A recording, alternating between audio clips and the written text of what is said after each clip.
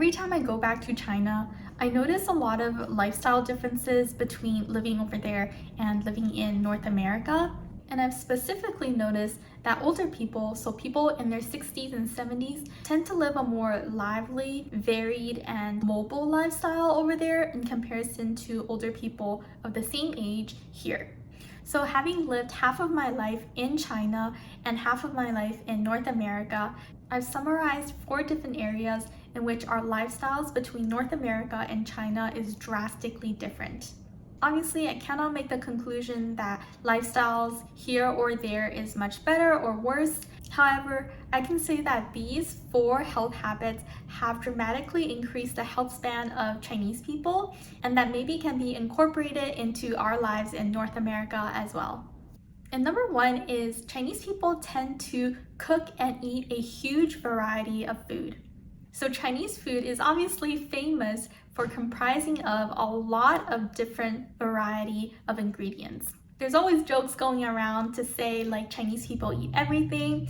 And while that's an exaggeration, I have to say that the amounts of different ingredients that we eat in China is just a lot more varied than the food ingredients we eat in North America. This is evident when you go to a Chinese restaurant and you see that the menus are hundreds of items, or you go to a Chinese grocery store and instead of seeing one type of zucchini, you'll see 10 different types of zucchinis and 20 different types of leafy vegetables. The Chinese food culture is all about variety, and it's not even just big chefs in restaurants who know how to cook hundreds of different menus. I would say average mom and pops are very good at using a huge variety of ingredients on a daily basis. And so as a result, Chinese people on average eat a lot more variety and cover a more complete scale of different nutritious values. The second thing that Chinese culture teaches us about health is that we need to go to sleep and wake up early every day. For anyone who's grown up in China, they know that this point is hammered home ever since we're very young. People of all ages know that going to sleep early and waking up early is like the number 1 health advice. This mainly comes from the traditional Chinese medicine, which has a specific clock kind of assigning different bodily functions to different hours of the day. And at night around 10 p.m. or so is the body's digestive system as well as liver detox system's time to work.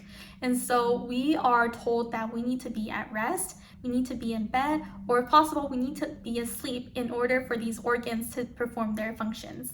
And so we have this very traditional teaching of needing to go to sleep at best around 10 p.m. and waking up at about 6 a.m. every single day.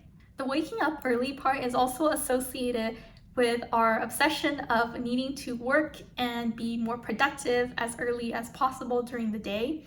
This probably came from agricultural times, but it's definitely still a cultural teaching that's very rooted in our modern lives today. The third health habit is that Chinese people love to socialize with family and friends.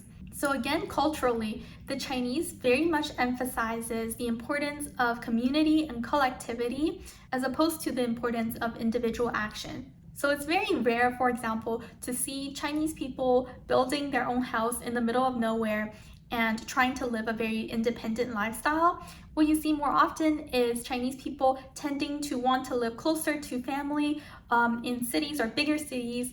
And even in rural areas, they'll prefer to live in villages as opposed to living alone. Chinese people in general are also more friendly and open and willing to make friends. It's very common for people to communicate in a very direct style with both their family and friends. And it's also very common for older people to gather with family and friends on a very regular basis, playing mahjong, playing cards, or singing karaoke or dancing.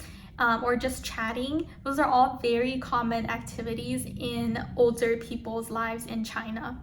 So I think this definitely has health benefits in that it helps to alleviate a lot of the loneliness in older people, as well as it allows them to help each other if anyone is really in need. And the fourth health habit has to do with exercise. Chinese culture tends to prefer more gentle and constant movements rather than more specific and strenuous exercises. exercise in North America is kind of like a standalone concept where people go to gyms or people band together to do sports. But in China, exercise is a lot more interwoven with lifestyle. So you'll definitely see a lot less people going to gyms or going to play certain sports, especially in the older population, whereas you'll see almost everyone incorporating some kind of movement as part of their daily lives. So for Chinese people, exercising isn't necessarily about building more strength, power, and muscle in the gym as much as being mobile and allowing them to do their daily tasks. Traditional Chinese medicine also has the concept that doing very challenging and strenuous exercises can actually harm your body by depleting your yang or solar energy. And so it tends to favor more mild and more gentle forms of energy, such as Tai Chi, stretching, or just walking. And walking in China isn't necessarily about power walking or walking to get to a destination. We have the concept of sanbu, which literally means aimless strolling. So it's mainly about just moving around, using your body, and also relaxing while you're doing it. There's also this idea of having constant but gentle motions in your daily lives. So the idea of always sitting there and resting your body is definitely frowned upon, whereas moving around, doing different things, and just using your body is more encouraged. So these are just some of the things I've noticed. I wonder if people who have experience living in China and in North America agree with me. Feel free to leave me comments below and start discussions. Thank you so much for watching, and I will see you next time. Bye.